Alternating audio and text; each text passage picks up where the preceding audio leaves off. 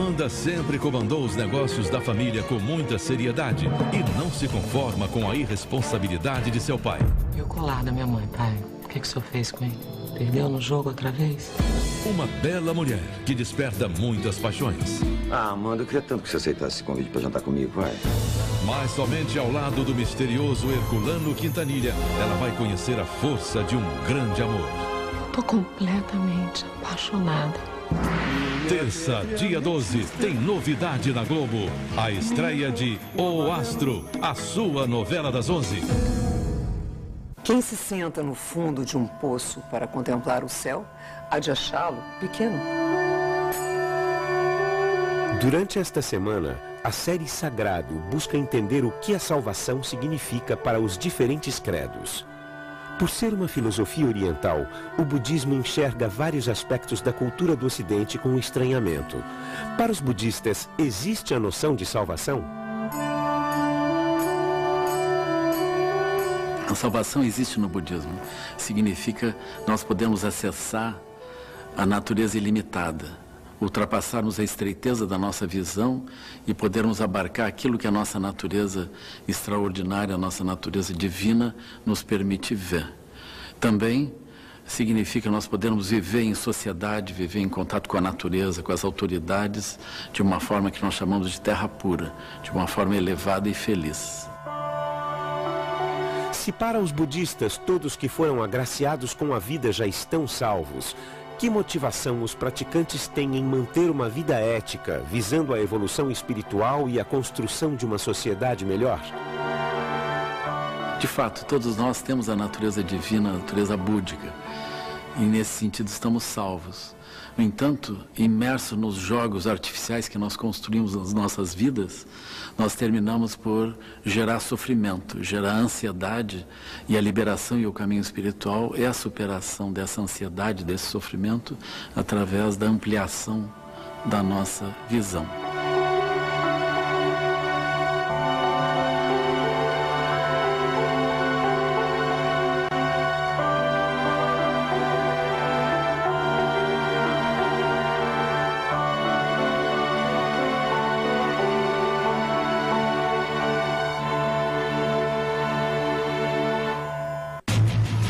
Hoje, como se luta com alguém que come planetas? o Quarteto Fantástico vai ter um super desafio pela frente. O que vai destruir nosso planeta? Não há outra opção. E o perigo vem de outro mundo, poderoso, implacável e totalmente prateado. E como é que vamos pegar ele? Quarteto Fantástico e o Surfista Prateado, hoje em Tela Quente.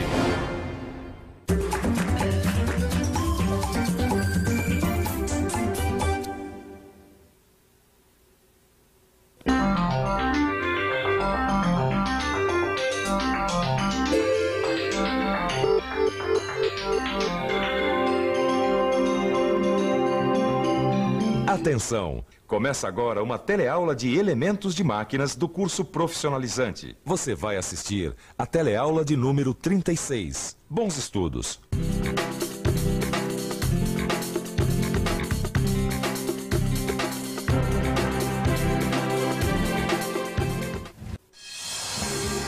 Herculano Quintanilha sempre viveu de pequenos golpes até ser traído por seu melhor amigo, Neco, e acabar atrás das gralhas.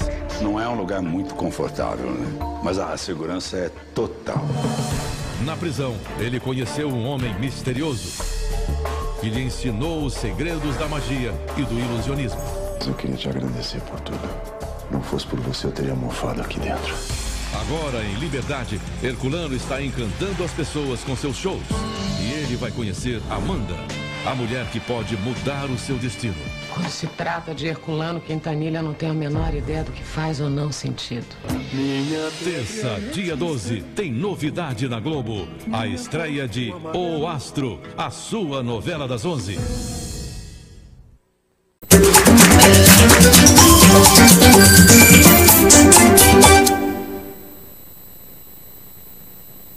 Atenção! Começa agora uma teleaula de História do Ensino Médio. Você vai assistir a teleaula de número 10. Bons estudos!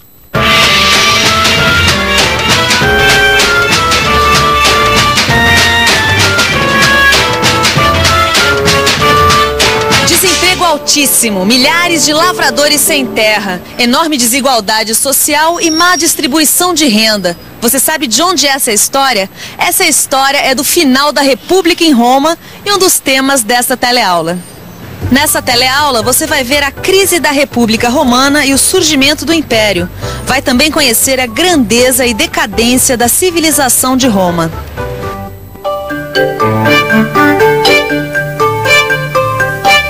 Você já viu quanto devemos ao direito romano e ao seu sistema de leis.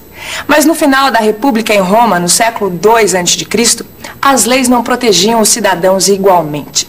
A aristocracia aproveitava as conquistas militares, mas o povo se via em situação cada vez pior.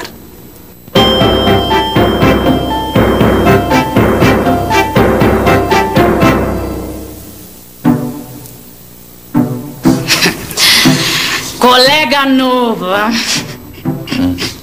E colega o quê? Ué, não tá desempregado que nem a gente? Tô perdido. Tá. Tive que vender minhas terras para pagar umas dívidas e agora... Agora virou um colega desse monte de desempregado e mendigo de Roma. Mas se pelo menos o Partido Popular fizesse alguma coisa pela gente. Mas não, o Partido Senatorial manda em tudo. Os ricos estão cada vez mais ricos. Ai, calma, colega, olha. Calma, olha só. Os políticos dão o pão. E o governo dá o circo. A gente pode ver a corrida de bigas grátis. Acabar assim, pão e circo? O que é você agora, meu? O que a gente aqui é um monte de homens livres, sem posses, nem empregos, nem terra. Parasitas, eu não quero ser parasita. Parasitas? Era o nome que era dado às pessoas que viviam às custas do Estado, entendeu? O Estado distribuía comida e organizava os espetáculos de circo, e ele que levava essa vida aí. Mas peraí, os pequenos produtores não eram parasitas? Não. Pelo jeito aí, no caso, eles não tiveram foi oportunidade? Nenhuma oportunidade, porque os poderosos formaram os latifúndios, que eram grandes propriedades de terra, usavam trabalho escravo, portanto eles podiam vender os produtos a preços melhores do que os pequenos produtores. Mas Vicente, Roma não era uma república de pequenos fazendeiros? Exatamente. Como foi acontecer esse desequilíbrio todo? Para entender por quê, a gente precisa pensar um pouco. Vamos pensar um pouco. As guerras de conquista de Roma haviam provocado um grande aumento no número de escravos, devido à venda de prisioneiros de guerra. As novas terras conquistadas se tornavam propriedade de uns poucos aristocratas e eram trabalhadas pelos escravos.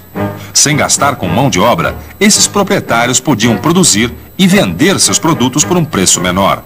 Sem poder competir, os pequenos proprietários, os lavradores e os operários perderam suas terras e ocupações.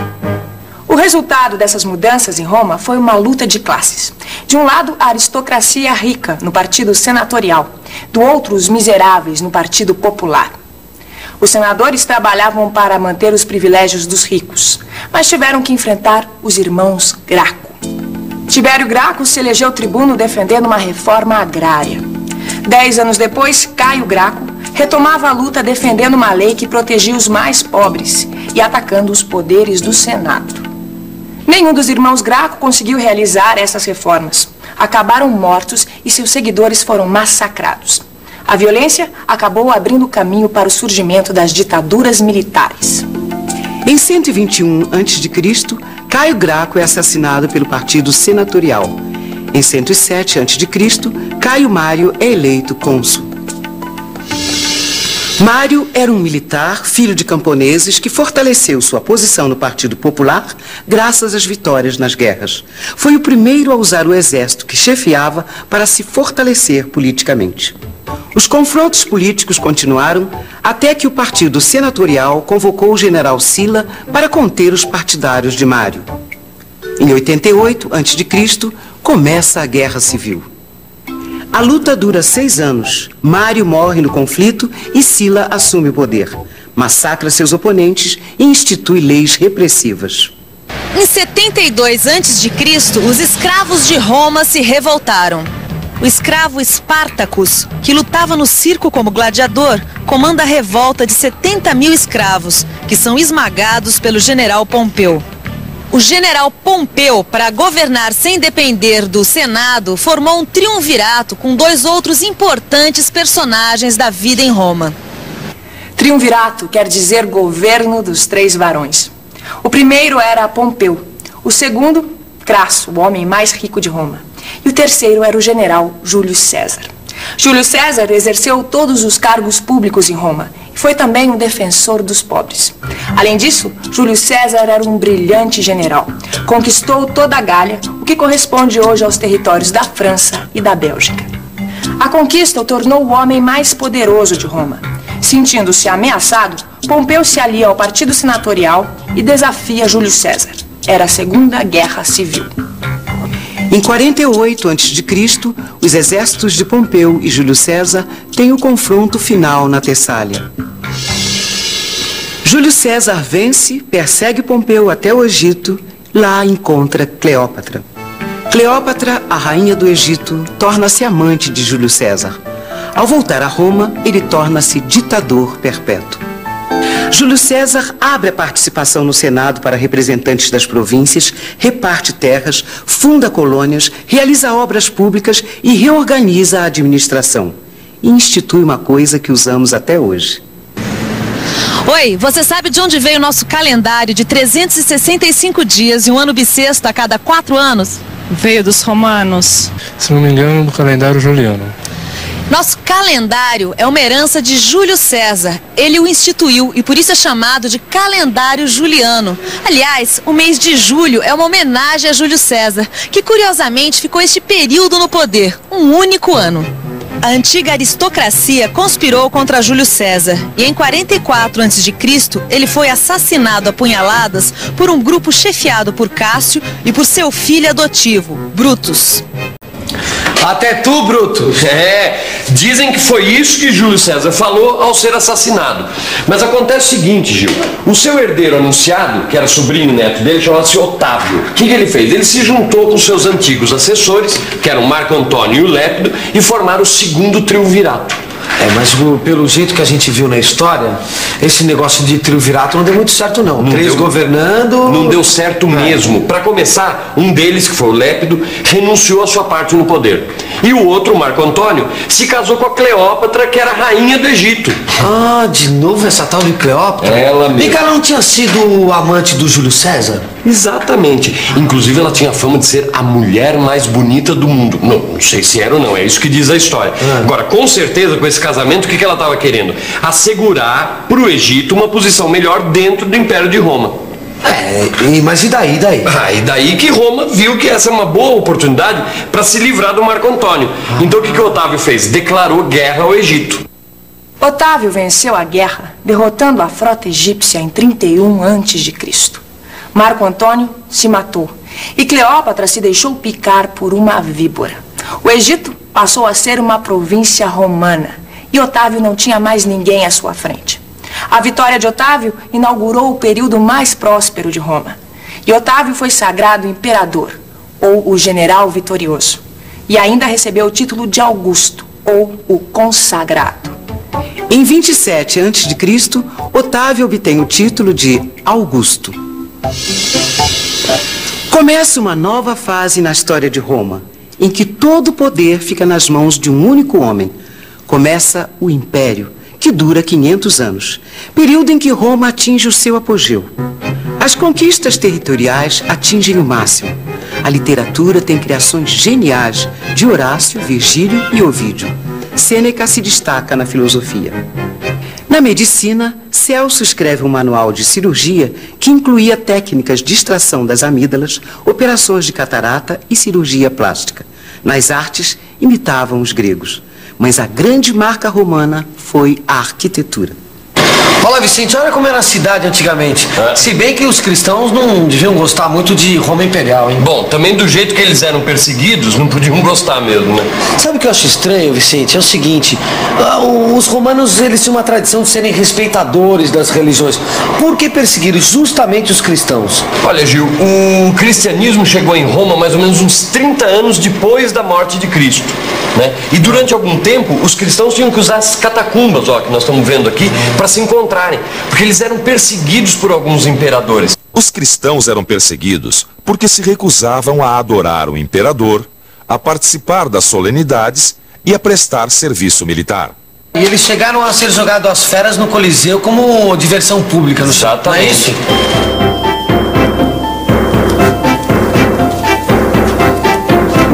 Cuidado! Se alguém vê gente entrando nas catacumbas... Nós estaremos perdidos. Tudo que acontece de ruim em Roma culpam a gente.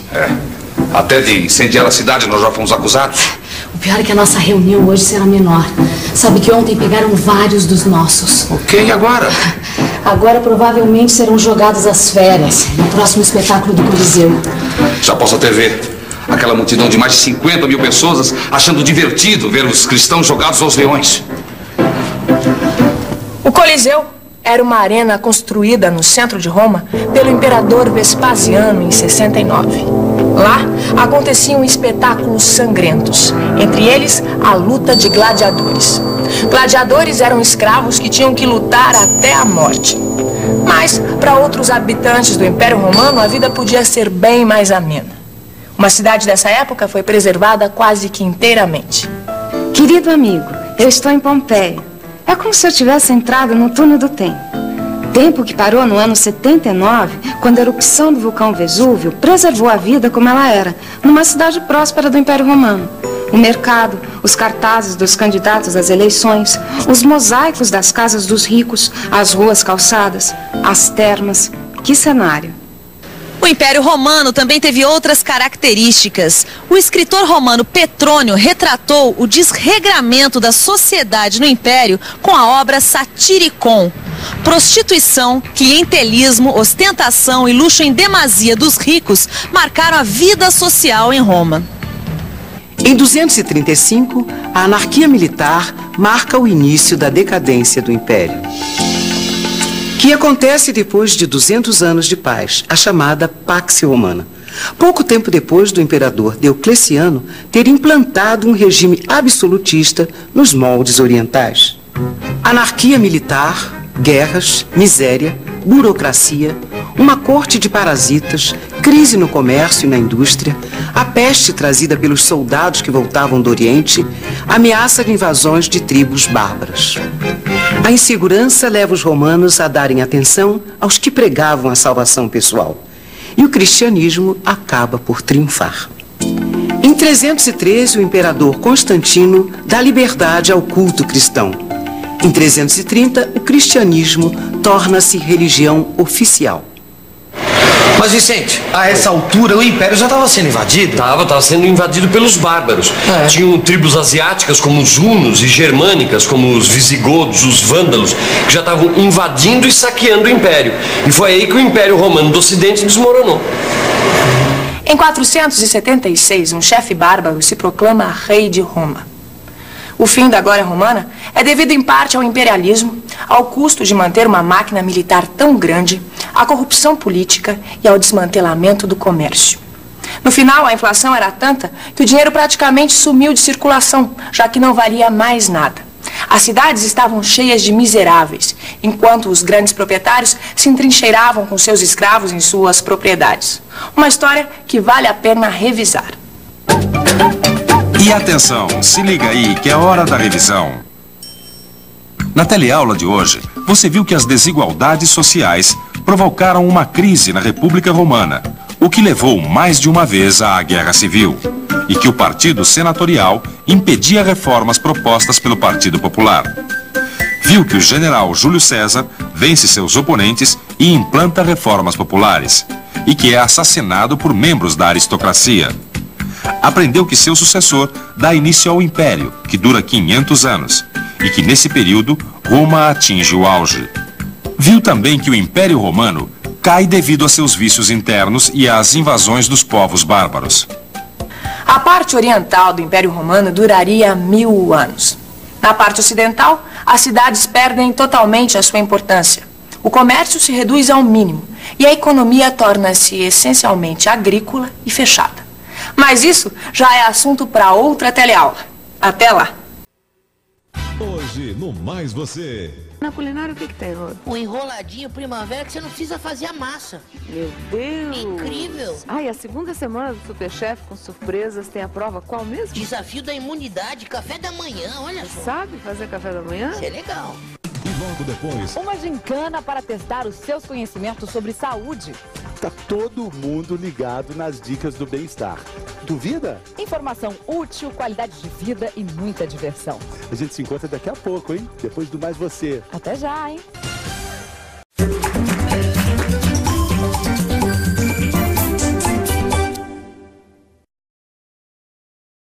Atenção! Começa agora uma teleaula de língua portuguesa do ensino fundamental. Você vai assistir a teleaula de número 43. Bons estudos!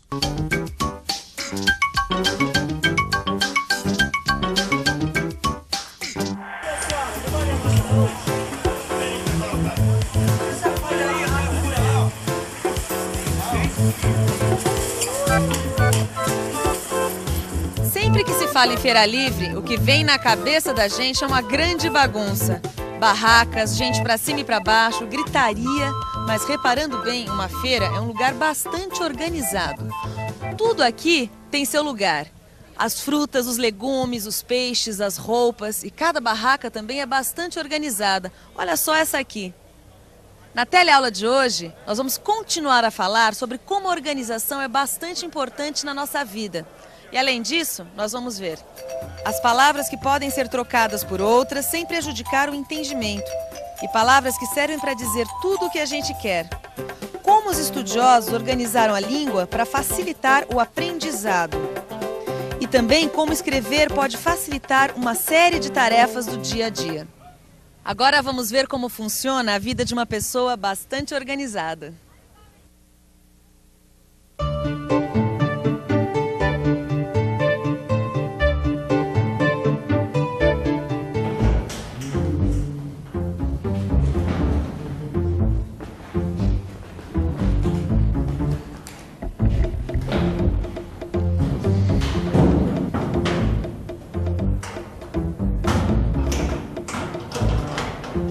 E aí, Neca, vamos lá pra casa se beber um pouco? Deixa eu ver se eu já fiz tudo que precisava hoje.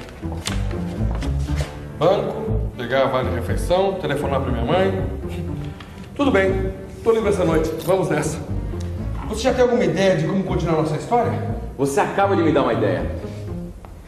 Vamos falar de alguém muito arrumadinho.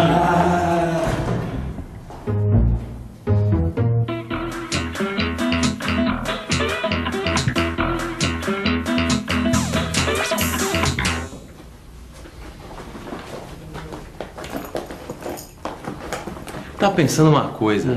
Lembra da Hilda? Como esquecer a Hilda, Machado?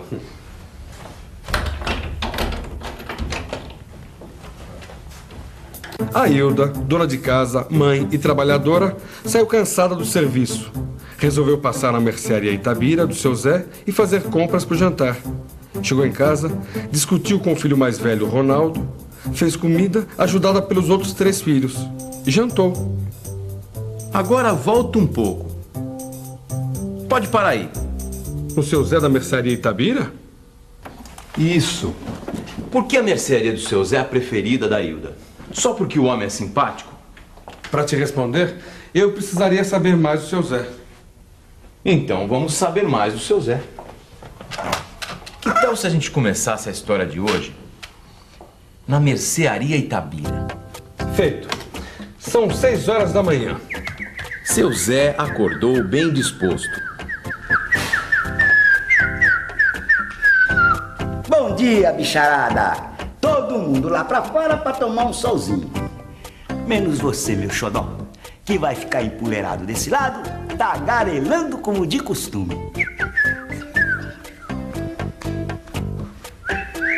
Seu Zé, o pão? Bota aí na cesta. Ô Emerson, o leite já chegou? Tá descarregando. Tem também um caminhão estacionado aí na frente, né? Ah, deve ser o Carlão com a mercadoria que eu pedi lá de São Paulo. Vai ajudar ele lá, vai. Falou em mim, eu apareço. Opa! Cuidado aí, seu Zé.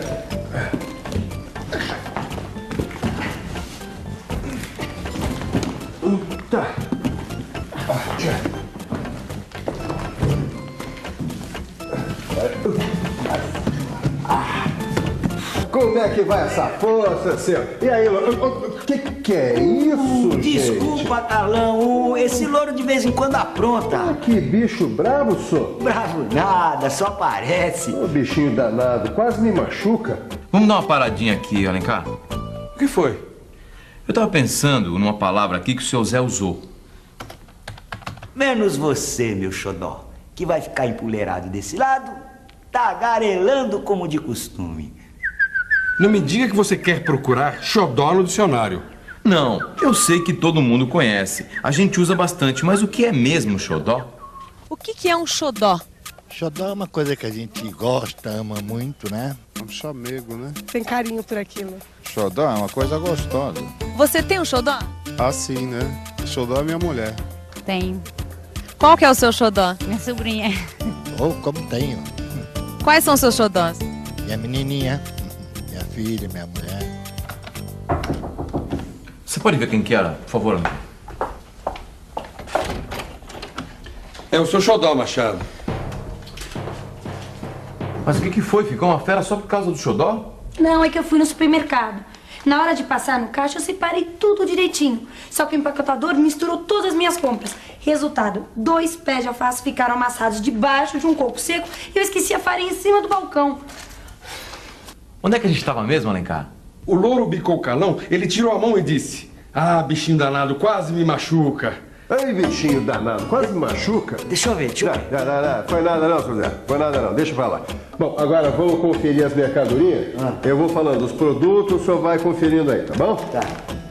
10 pacotes de 5 kg de arroz, uma caixa com 20 latas de goiabada, 20 pacotes de 1 kg de arroz. Pera. Que bagunça.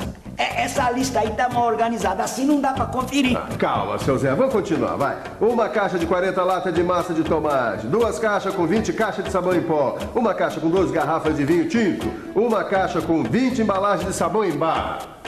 Olha, Carlão, eu organizo a mercearia tudo por sessões. Fica mais fácil pra mim e pros meus fregueses. Eu mandei o meu pedido organizado. Na hora de conferir a nota, fica mais fácil se tudo vier organizado. Não dá pra arrumar melhor esse troço? Não dá pra arrumar melhor esse troço? Dá uma paradinha aí, Machado. O que foi? Aí onde você escreveu o troço. Do que seu Zé queria falar? Da nota fiscal.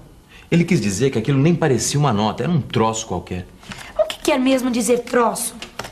A língua tem várias palavras como troço. Elas servem para tudo que a gente quer dizer, mas o nome não vem na cabeça na hora. Você se lembra de mais alguma? Que palavra eu poderia usar no lugar de troço na frase? Que troço é esse? Vamos ver. Que coisa é essa? Que negócio é esse? Que trem é esse? E aí, Lígia, esclareci a sua dúvida? Esclareceu. Pode continuar. Não dá pra arrumar melhor esse troço? Hoje não, seu Zé, que eu tô sem tempo. Mas ó, eu vou avisar o pessoal da firma que é pra fazer a nota do jeito que o senhor gosta.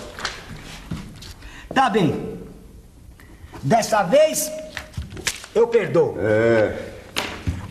Tá tudo bem aí, seu Zé? Tá tudo certo? Tá faltando alguma coisa? Parece que tá tudo certo, né? Muito bem. Seu Zé, eu vou dar um conselho pro senhor. O senhor põe uma placa aí dizendo: cuidado com o louro. Lá. 20 quilos de pacote de arroz de 1 quilo. Ô, Emerson, você já guardou o arroz? Eu não, senhor. Eu sabia que essa bagunça ia acabar dando isso. Quem sabe tá lá no caminhão, né? Estava. Como a gente viu na cena texto de hoje, o seu Zé é um sujeito bastante organizado na vida. E aqui na feira nós vimos também como é importante separar cada coisa em seu lugar. Mas se a gente reparar bem, a língua também tem as suas separações. As palavras são separadas por classes gramaticais ou categorias. São 10 grupos. Vamos ver que grupos são esses? Substantivo. Maçã. Adjetivo. Madura. Advérbio. Meio madura. Verbo.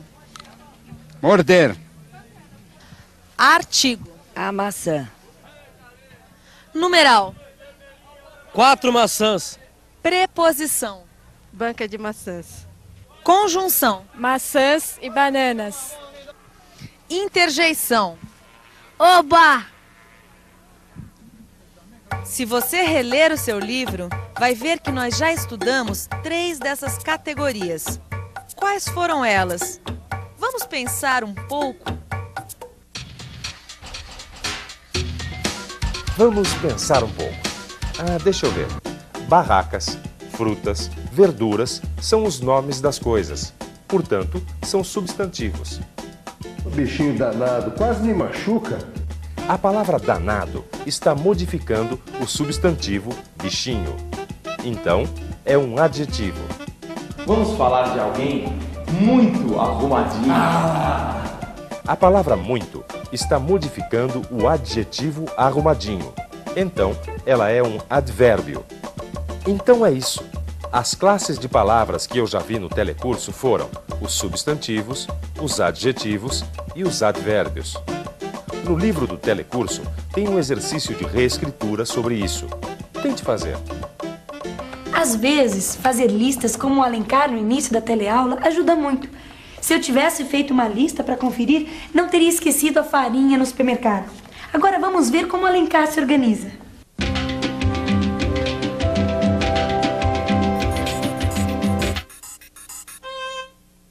Faz de conta que você vai fazer uma compra. Para não perder tempo e não esquecer nada, é bom seguir algumas regras. Liste os produtos que a sua família consome normalmente. Destaque os produtos mais necessários. Separe os que você pode estocar sem perigo de estragar. O próximo passo é decidir onde comprar. Para isso, tem que levar em conta os preços, a distância de sua casa até o lugar escolhido, a facilidade de transporte. Agora, é só você pegar esse roteiro que está no seu livro e redigir um texto contando o seu jeito de fazer compras. Mas antes, vamos revisar o que a gente viu na teleaula de hoje. E atenção, se liga aí que é hora da revisão. Na teleaula de hoje, falamos de palavras muito comuns e que servem para várias finalidades, como xodó e troço. Depois, vimos vários tipos de organização que podem economizar tempo e dinheiro. E vimos também que, para o estudo da língua ficar mais fácil, as palavras estão organizadas em classes gramaticais. Você viu esta placa aqui? Nas 3 últimas teleaulas. A personagem que eu represento, seu Zé, escolheu o nome da mercearia para homenagear o grande poeta brasileiro que nasceu em Itabira, Minas Gerais, Carlos Drummond de Andrade. E até pendurou um quadro na parede com os versos de Drummond para a cidade de Itabira. Veja. Casas entre bananeiras, mulheres entre laranjeiras, pomar, amor, cantar. Um homem vai devagar, um cachorro vai devagar, um burro vai devagar. Devagar, as janelas olham.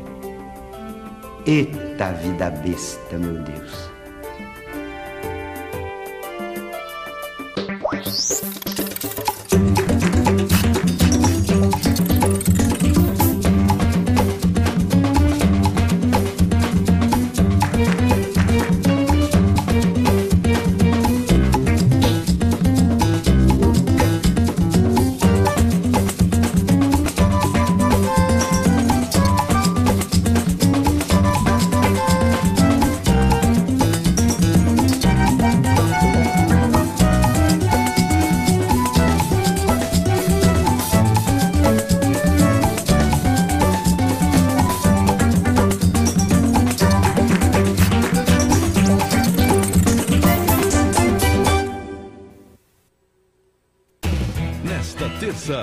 Clarice está achando que a mulher invisível é uma grande mentira de Pedro.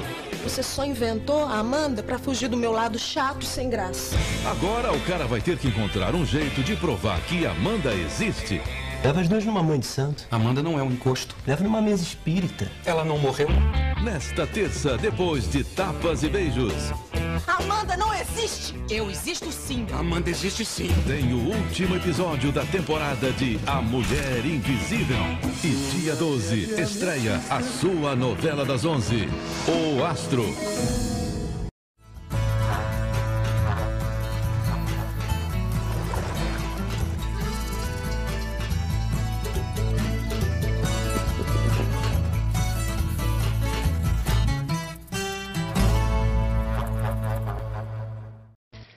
Sabe aquelas reportagens que as equipes do Globo Rural de repente encontram pelo caminho? Pois viajando por Caicó, no Rio Grande do Norte, o Nelson Araújo descobriu um caviar em plena Caatinga. Priscila, foi quando nós paramos para almoçar num desses restaurantes tipo bandejão. No buffet tinha essa iguaria. O legítimo caviar é um prato de luxo, né? São ovas do esturjão, um peixe geralmente pescado na Rússia ou no Irã. Mas esse caviar da Caatinga não é feito com peixe, não. É de caju. Oh, mana, deixa eu ir.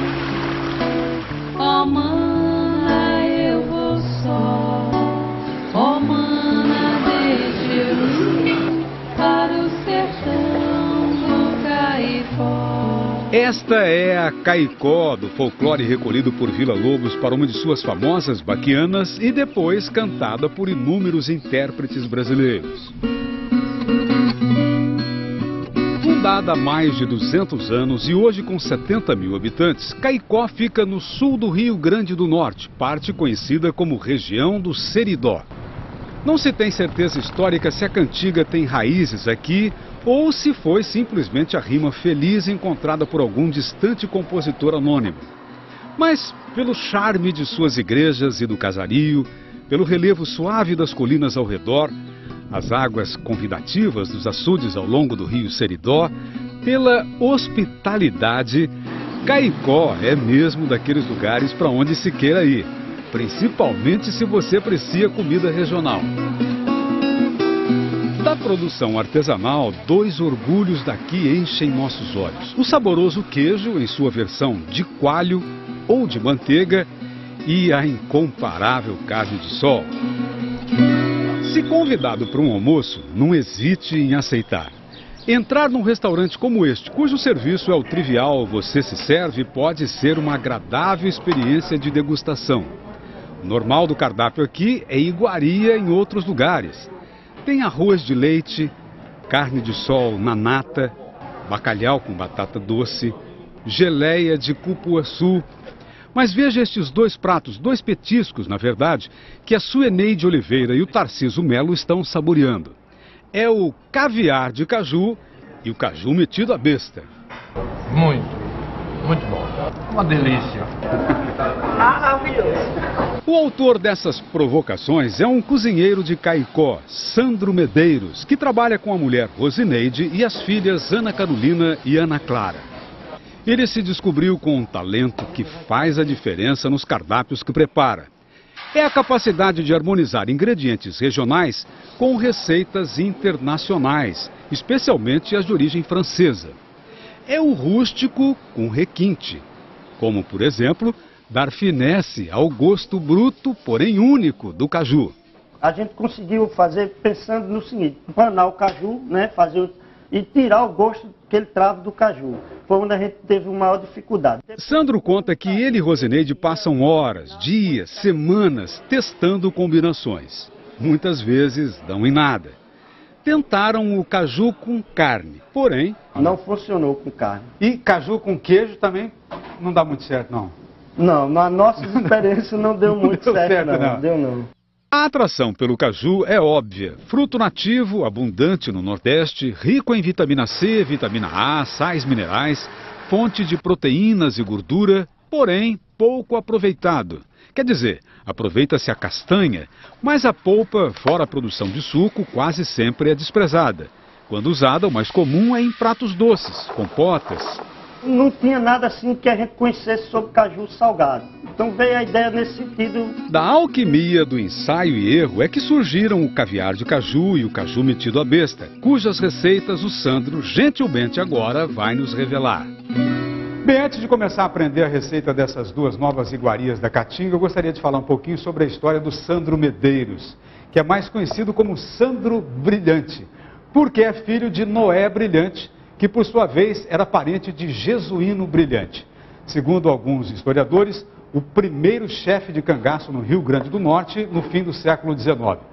O Sandro Brilhante é nascido e criado aqui em Caicó Aprendeu a mexer com as panelas fazendo comida para as irmãs mais velhas. Enquanto elas iam para a escola, ele fazia um turno na cozinha. Já trabalhou em padaria, já vendeu frango assado em esquina, montou um restaurante por quilo e deslanchou depois que fez um curso de culinária no Senac. Já ganhou 3 festivais gastronômicos. Ô Sandro, a primeira receita que você vai mostrar qual que é? É o caviar de caju. Eu vou fatiar esse caju em rodelas, depois vou cortar em lâminas e vou fazer um corte em brunoise. Sandro trouxe palavreado europeu para o sertão. O corte em brunoise é da escola francesa. Corta em tiras e depois vem ao contrário assim, para se obter o quadradinho, tamanho pequeno.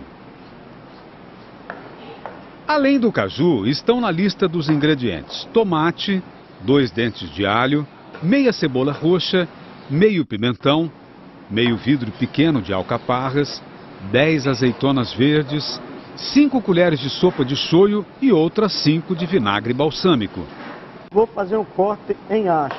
Corte em haste é um dos procedimentos básicos da cozinha. Ele recolhe os dedos para não se machucar, apoia a faca nos nozinhos, a ponta não se levanta e a lâmina perto do cabo desce feito guilhotina em movimentos rápidos. Tanto da cebola como da alcaparra, ele faz um picadinho, bem miudinho, quase como se fosse preparar um patê com o ingrediente. Quase tritura. Tritura, exatamente. É com manteiga de garrafa que o Sandro prepara o fundo de alho e cebola. Então vem com o caju. O caju é exatamente para dar a impressão do caviar, né? As bolinhas. Agora o tomate, sem pele e sem semente, para dar liga, sustentar a consistência quando reduzir. Você pôs bastante caju, né? Foi, são 2 caju aqui, pegou 3 tomates. Na sequência, Sandro vai acrescentando os outros ingredientes. Vai pondo e vai mexendo, não tem pressa. Importante é misturar bem. Por último, ele põe o shoyu e o vinagre balsâmico. Como você viu aqui, não tem sal, então o shoyu vai realçar, vai ter o sal do shoyu ao mesmo tempo vai realçar o sabor e o vinagre vai dar o agridocezinho, o azedozinho da preparação. Bom, e essa mistura toda fica aí no fogo por quanto tempo? De 30 a 40 minutos, vai reduzir até o cozimento, ficar aquela consistênciazinha bem enxutinha, fogo alto. É um cozimento sem parada da colher. No final, o volume fica reduzido a 1/3 do que era. A massa se apresenta mais escura por causa do shoyu. É quase um patê, só que meio granulado, ao qual, justamente, ele deu o nome de caviar de caju. E como é que é servido isso? Veja o complemento criativo que ele bolou. Para servir, a gente vai fazer uma massazinha, que é uma bolachazinha de macaxeira, para servir com esse caviar. São 200 gramas de macaxeira, que em muitos lugares é chamada de mandioca ou aipim, já cozida. Ela é passada na parte mais grossa de um ralo. Na parte mais fina, ele já ralou 50 gramas de queijo de coalho. Mistura os dois, aperta, incorpora, dá uma sovadinha. Não vai farinha? Vai agora, farinha. Que farinha que é? Farinha de trigo sem fermento. A farinha vai no tanto de deixar a massa sedosa, bem solta, sem estar pegando nos dedos. Para estender a massa, um utensílio que parece de brinquedo, um rolinho de plástico pequeno. Fica uma textura delicada, bem fininha. Uma forminha de metal ajuda a fazer o recorte com a borda enfeitada. Numa forma untada e enfarinhada, ele ajeita as estrelinhas. Depois de alguns minutos no forno, a bolachazinha está pronta. É a caminha onde a Rosineide acomoda o caviar de caju, dando acabamento ao prato. Oh, mana, deixa eu ir para o sertão do Caicó. Além do caviar, o Sandro bolou uma outra receita salgada de caju. Para a gente não esquecer que estamos em terra de valentes, de descendentes de cangaceiros, é que ele deu o nome ao petisco de caju metido à besta. Começa também cortando a polpa em rodela, só que não faz tiras, fica inteira. Pega uma pitadinha de sal e espalha. E numa cena interessante para quem só pensava o caju em prato doce, moe pimenta do reino sobre as rodelas. Agora, depois de temperar o caju com sal e pimenta do reino, eu vou fazer o empanamento à milanesa. tradicional. Farinha de trigo, ovo. Aí é o ovo batido com um pouquinho d'água. Com um pouquinho de água e farinha de rosca. E mergulhe em óleo fervente. Rosineide cuida da fritura enquanto Sandro pica camarão cru. É o tal do corte em haste. Para essa receita que vai dar 10 canapés, vão 20 camarões médios, sendo 10 para decorar e 10 para fazer isso aí. Triturar a carne para virar uma massa, porém grossa. Agora refoga alho e cebola no azeite e vem com a massa de camarão. E além da do reino, outra pimenta. A pimenta síria. A pimenta síria vai dar o sabor e a pimenta do reino o ardor. Uma é diferente da outra. Sabe o que é isso aí que ele está ralando? É gengibre, uma pontinha de raiz. E esse creme branco? É requeijão, 100 gramas. E esse grãozinho miúdo que parece semente de gergelim? É castanha de caju batida no liquidificador, uma colher. Toque de mestre que modifica a textura do patê. Para finalizar, uma fritadinha rápida num camarão limpo, mas com rabinho. Então, só resta montar a delícia na rodelinha empanada. É na companhia de Cid Douglas, do Rui Evandro, Elizabeth Souza e Ivaneida Ferreira, moradores de Caicó, que nós experimentamos as criações de Sandro Brilhante. As delicatessen vêm ornadas, veja o requinte, com um melaço de caju, feito do cozimento do doce de caju em passa. E não é só enfeite não, ele dá o contraste final no balanço dos sabores. O sabor doce com salgado parece que ele realça mais, né? Realmente é uma novidade no seridó. Não posso relatar assim o sabor do caviar porque eu não conheço o caviar. Mas o que está me chamando bastante atenção, até perguntei de que seria essa massa que ele me falou que era macaxeira. O sabor da alcaparra lá no final, contrastando com o caju, realmente é espetacular. Nós que somos acostumados a comer a fruta in natura, jamais vamos dizer que isso aqui seja feito da polpa do caju, da carne do caju, como nós chamamos aqui. E uma mistura de sabores muito agradável, muito gostoso, que atiça mais o nosso paladar. É interessante porque a gente percebe os ingredientes, são vários ingredientes fortes, né? Todos com personalidade, mas aqui muito equilibrados. Muito equilibrado. E fica o caju sempre presente, sem aquele travo do caju. E fica o docinho. Muito bom. É um doce amargo. Ó, parabéns. Obrigado. Sucesso para vocês aqui, viu? Muito obrigado. Agradeço a atenção e a sua abertura de revelar a receita, né? E agora qualquer um pode fazer. Tanto o caju metido à besta como o caviar de caju. Oh, mana, deixa eu ir. Oh, mana, eu vou só. Oh, mana, deixa eu ir para o sertão do Caicó. Oh, mana, deixa eu ir para o sertão do Caicó.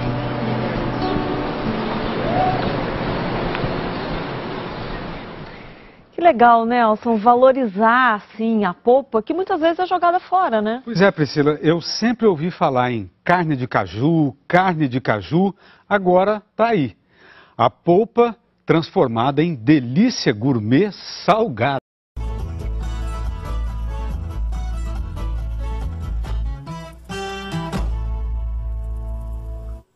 O Hyundai HR tem tudo o que você precisa. Várias opções de carroceria, a maior capacidade de carga, motor super potente e o menor custo. O único no mundo com 4 anos de garantia sem limite de quilometragem. Porque caminhão tem que dar lucro, não despesa. Hyundai HR, fabricado pela Hyundai.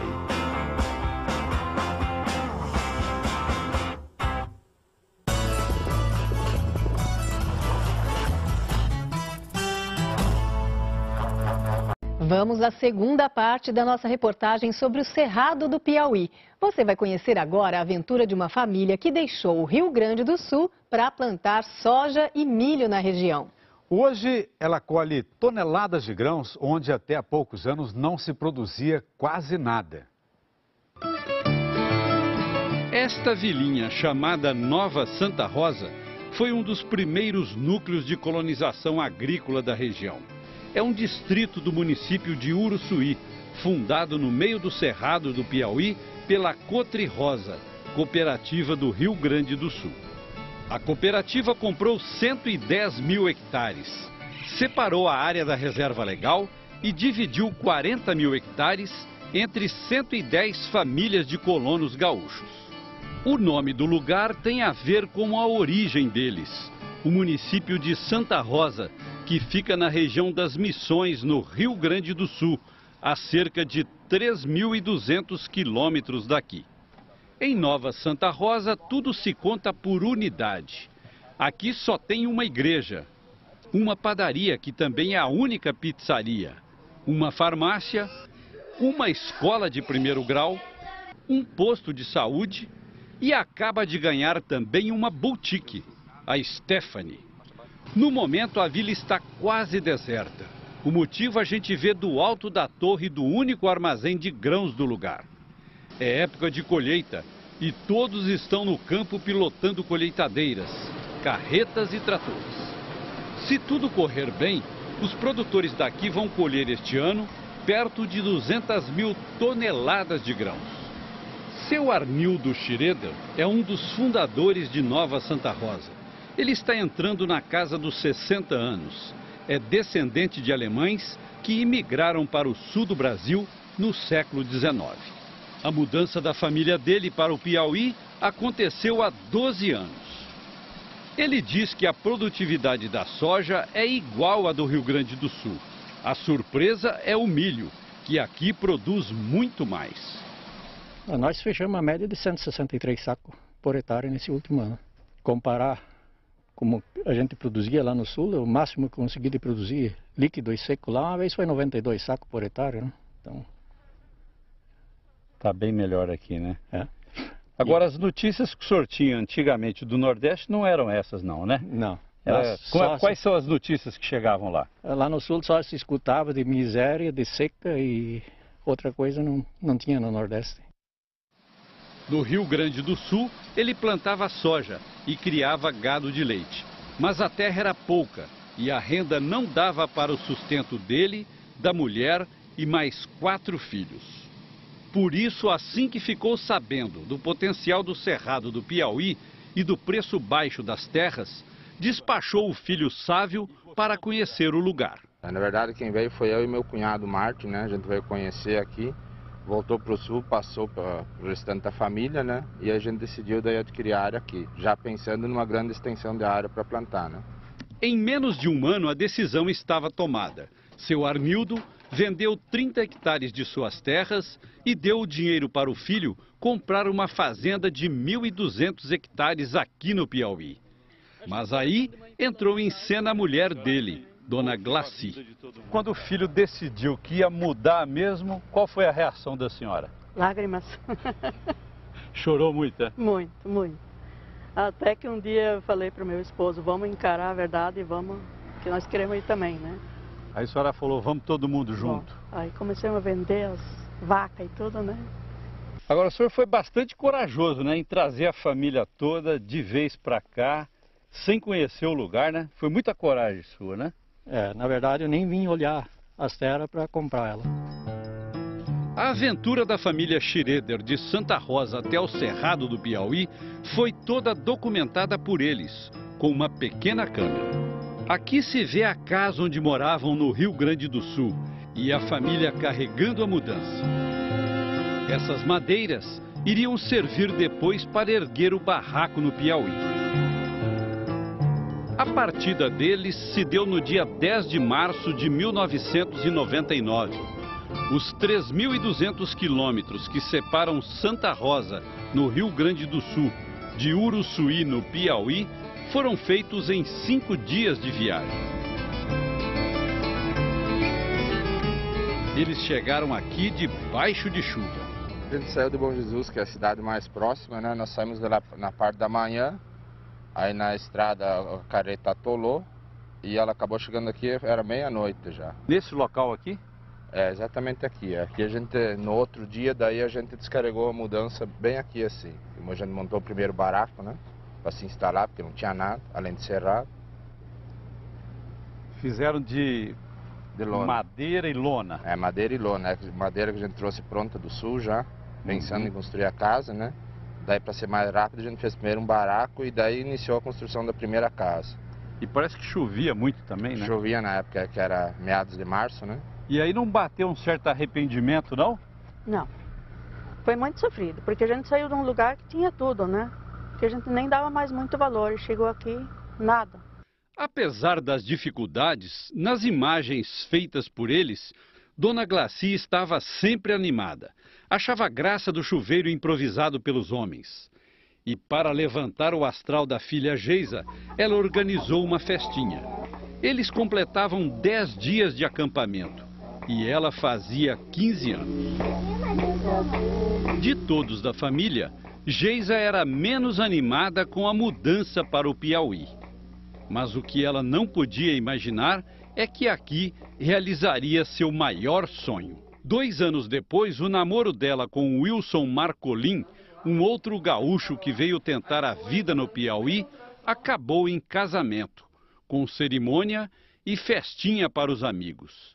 E depois da troca de alianças, veja só onde eles vieram morar. Um puxadinho de 2 cômodos. Aqui viveram os primeiros anos do casamento.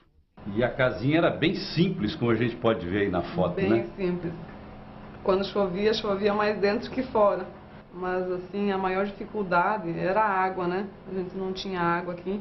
Tinha que buscar 45 quilômetros de distância, né? 90 ida e volta. Eram tambores, né? 200, 250 litros. Que a gente carregava atrás em cima da caminhoneta e ia até lá, buscava. Em torno de 1000 litros cada vez buscava, né? O problema da água foi resolvido com a perfuração de um poço. E hoje, com 10 anos de casamento e 12 de experiência, cultivando 950 hectares de soja, a família já mudou de vida. Os 2 cômodos viraram 6. A casa tem todo o conforto necessário. Escritório com telefone e internet e cozinha equipada com capricho. Aqui eles vivem com um casal de filhos, os Piúchos, nome que eles dão aos filhos de gaúchos nascidos no Piauí. No início a gente tinha muita dificuldade, a não ser financeira, também da incerteza de se ia ter boa safra no Piauí, né? Já que se comentava que aqui não se produzia direito, né? Mas nesse tempo que a gente está aqui, são 10 anos de casamento, mas 12 anos já plantando no Piauí, nós tivemos muito sucesso aí na colheita, principalmente de soja, né? E foi uma coisa rápida, né? Porque para vocês pode parecer muito tempo, mas 10 anos não é muito tempo, né? A gente está feliz, está contente pelas coisas que conquistou até hoje. A vila de Nova Santa Rosa ainda não tem população suficiente para ser transformada num município, mas o pessoal daqui já sonha com a emancipação do lugar. Vocês têm até projeto, né, Sávio? Na verdade a gente fez um estudo da região, né, que caberia um município no local aqui, né, e como aqui a gente tem uma geração grande de impostos e empregos, né, então se esses impostos retornariam para nós, com certeza esse dinheiro seria bem-vindo para melhorar a nossa infraestrutura, que são de estradas, saúde, escola, tudo, né? Agora teria que mudar de nome, porque já existe Nova Santa Rosa aqui no Paraná, né? A gente até já tinha conhecimento disso, né? Mas nunca pensou pelo fato de ter que mudar o nome um dia, né? Mas já ouvi sugestões boas hoje, né? Santa Rosa do Sul, eu particularmente gostei, vou levar a ideia adiante, né? E por que Santa Rosa do Sul? Uma, porque a gente veio do Sul e nós estamos no sul do estado do Piauí, né? Por isso Santa Rosa do Sul pegaria bem? Acho que sim. Dona Glaci diz que o principal problema da vila ainda é o isolamento. Se alguém ficar doente aqui, é perigoso. Se é grave, tem que ser com avião, né? E se não, só por Deus, né?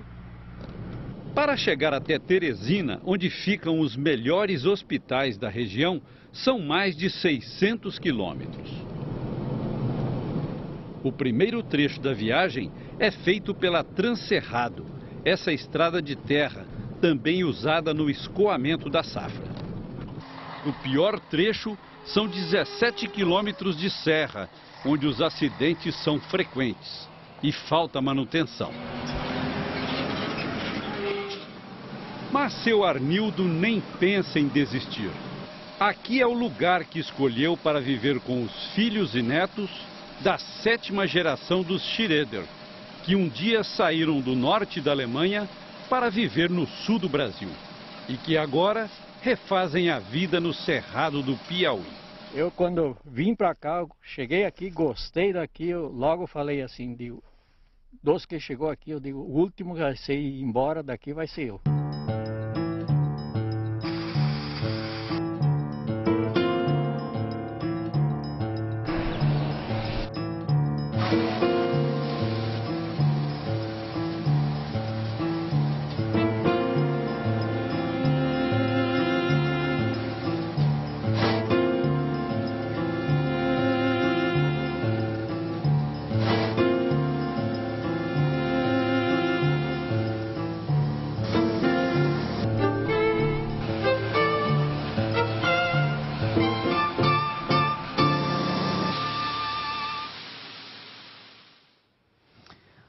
Além das estradas, outro problema sério no sul do Piauí é a documentação das terras. Para comprar uma área por lá, é preciso consultar o Instituto de Terras do Piauí, órgão que cuida da regularização fundiária da região.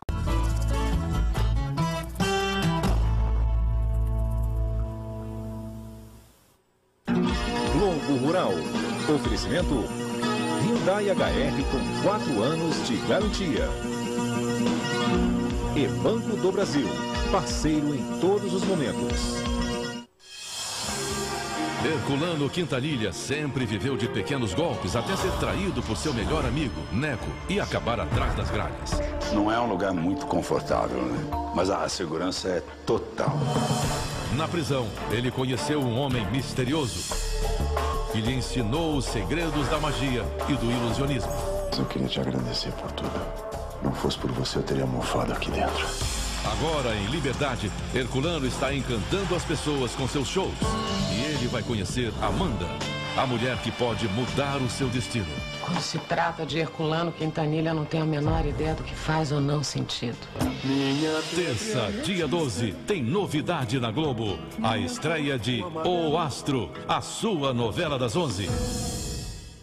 La Boutique, especializada em revestimentos e acabamentos especiais, atua há mais de 5 anos em Sorocaba e região.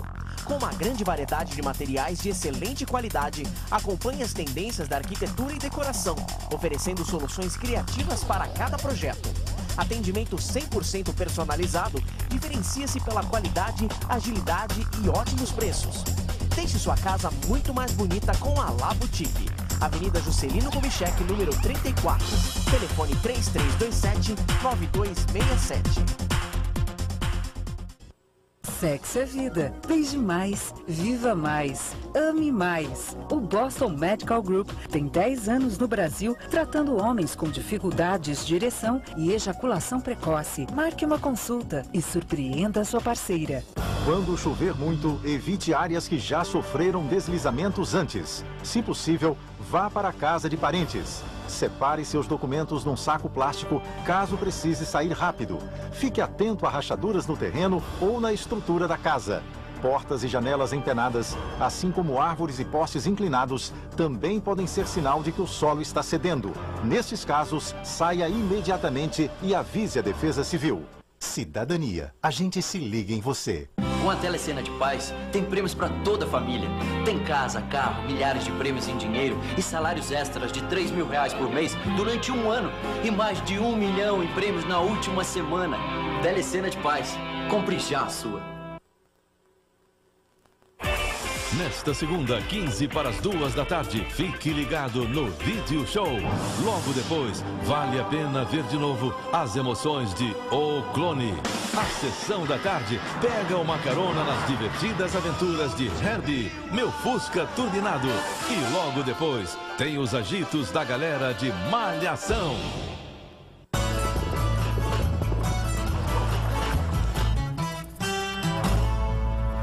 O Globo Rural termina aqui. Um bom dia para você. Até amanhã.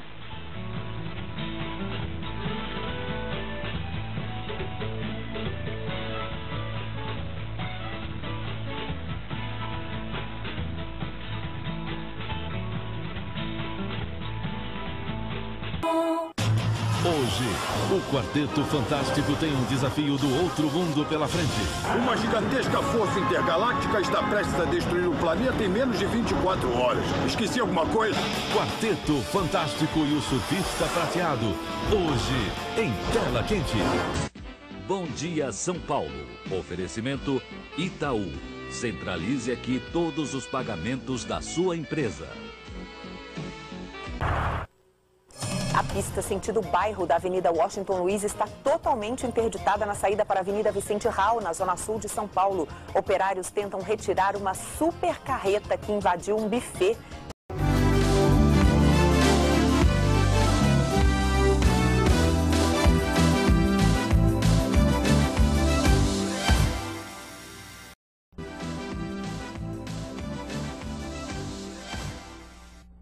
E o Domingo de Sol de São Paulo foi perfeito para quem participou da Corrida da Amizade. Muito barulho na hora da largada e corredor saindo em disparada. A terceira edição da Corrida da Amizade passou por avenidas da zona sul da capital. Quase 4.000 pessoas participaram. O evento quis incentivar o respeito às diferentes comunidades que vivem na cidade, como japoneses, chineses, árabes e judeus. São Paulo é a terra da fraternidade, São Paulo é a terra acolhedora e que essa nossa convivência aqui sirva de exemplo para o mundo. Alguns correram a passos rápidos, outros nem tanto. Mas o que não faltou foi a vontade de completar a prova de 7 quilômetros. Depois de quase 40 minutos de corrida, os primeiros participantes estão cruzando a linha de chegada. Foi muito legal, é a primeira vez que eu faço corrida de rua assim. Eu vim por causa dessa moça aqui que é craque já. É craque, primeira vez também. É uma energia muito boa, vale muito a pena praticar uma corrida, porque é uma energia fantástica, todo mundo correndo junto, você tem vontade de correr cada vez mais, é muito bom. Acho legal, aí a gente vê a diversidade da nossa cidade, né? Então dá pra ter contato com várias raças, várias idades também, né? Se tiver um pingo de valor só do fato de mostrar que no Brasil a gente vive pacificamente, acho que já valeu. Foi uma corrida em família? Foi em família, todo mundo. Lucas de 5 anos, Manu de 3, quase 4, estamos todo mundo aqui. Um dia muito gostoso. Cortaram o caminho? Cortamos um pouco, por causa das crianças. Gostou da corrida? Sim. Tá cansado? Mais ou menos. Quer correr de novo? Outro dia. No final, os vencedores da prova subiram ao pódio para receber os prêmios e comemorar. Lucas Alves Leso, de 21 anos, que mora na capital, foi atingido na perna e passa bem. Roberto Vieira de Castro, filho de 23 anos, que é de Itapetininga, foi ferido na região abdominal, passou por cirurgia e está na UTI do hospital. Ambos não têm previsão de alta. O Bom Dia São Paulo termina aqui, a gente se vê daqui a pouquinho no Bom Dia Brasil. Até já.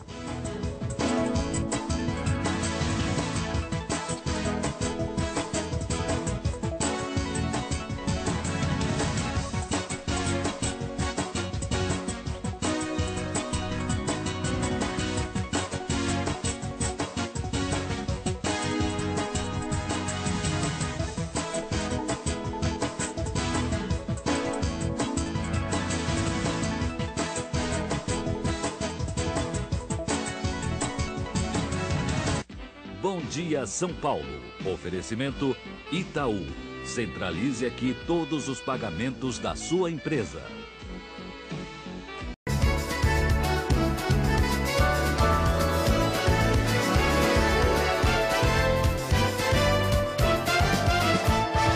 Está provocando muita discussão em todo o Brasil. O Conselho Nacional de Justiça deve ou não julgar os juízes suspeitos de corrupção? Vamos falar agora com a Zileide Silva, em Brasília. Zileide, nesses últimos 6 anos em que o CNJ, o Conselho Nacional de Justiça, foi criado, o Conselho já puniu muitos juízes, 35. O Supremo Tribunal Federal, Renata, vai decidir sobre os poderes do Conselho Nacional de Justiça. Mas antes do julgamento, os ministros tentam um entendimento, uma saída conciliadora. Querem acabar com a polêmica sem desgastar a imagem do Supremo. Uma das ideias é fixar um prazo para as corregedorias estaduais investigarem juízes antes da intervenção do Conselho. O Conselho Nacional de Justiça tem plenos poderes para julgar magistrados suspeitos de corrupção? Essa é uma das perguntas que o Supremo Tribunal Federal deve responder quando analisar a ação de inconstitucionalidade da Associação dos Magistrados Brasileiros. A magistratura tem uma instância originária, que é a Corregedoria ou o Tribunal de Justiça. Se falhar, nós estamos de pleno acordo que a Corregedoria Nacional corrija. O que não é possível é partir do pressuposto que nenhuma corregedoria do país funciona. Isso seria desperdiçar dinheiro público. Nós não concordamos com isso. Na ação, a AMB argumenta que a lei que criou o Conselho determina que ele atue sem prejuízo da competência disciplinar dos tribunais de justiça dos estados. Criado há 6 anos, o CNJ puniu 35 juízes com condenações que vão de censura à aposentadoria compulsória. A atuação foi defendida em artigo publicado pelo jornal Folha de São Paulo e assinado por 6 dos 15 integrantes. No texto, eles explicaram que uma das principais razões para a criação do CNJ foi o histórico déficit de atuação das corregedorias. Se elas tivessem investigado, a sociedade brasileira não teria criado o Conselho Nacional de Justiça. O Conselho Nacional de Justiça, com a sua competência plena, tem mostrado à sociedade brasileira a importância que é e que foi e que será o Conselho Nacional de Justiça para a nação. Os ministros do Supremo vão decidir se a atuação do CNJ fere a Constituição. O tribunal pode decidir por uma medida conciliadora, definir um prazo para a investigação das corregedorias estaduais. Se não for cumprido, aí sim o Conselho entraria no caso. O presidente do Supremo e do Conselho, o ministro César Peluso, nega que se pretenda tirar poderes do CNJ. Diz que é preciso evitar que o Conselho fique sobrecarregado com queixas que deveriam ser julgadas pelos tribunais dos estados. É preciso que a atuação do Conselho Nacional de Justiça faça com que as corregedorias, que são eventualmente acusadas de ineficiência ou de pouca operância na apuração desses desvios, que elas exerçam o seu dever constitucional de apurar e punir os juízes. De modo que, se elas não fazem isso, elas próprias cometem um desvio funcional que tem que atrair a atenção e a preocupação do Conselho Nacional de Justiça. A ação está na pauta, na agenda de votações do Supremo desta semana, mas também estava na da semana passada e foi adiada. Por isso, Renata, não há uma certeza de que será mesmo votada. Zileide, é um assunto bastante controverso, importantíssimo, que deve também envolver aí o debate de toda a sociedade. E assim nós encerramos esta edição. Tenham todos um bom dia. Uma ótima segunda-feira para você. A gente volta a se encontrar amanhã. Até lá.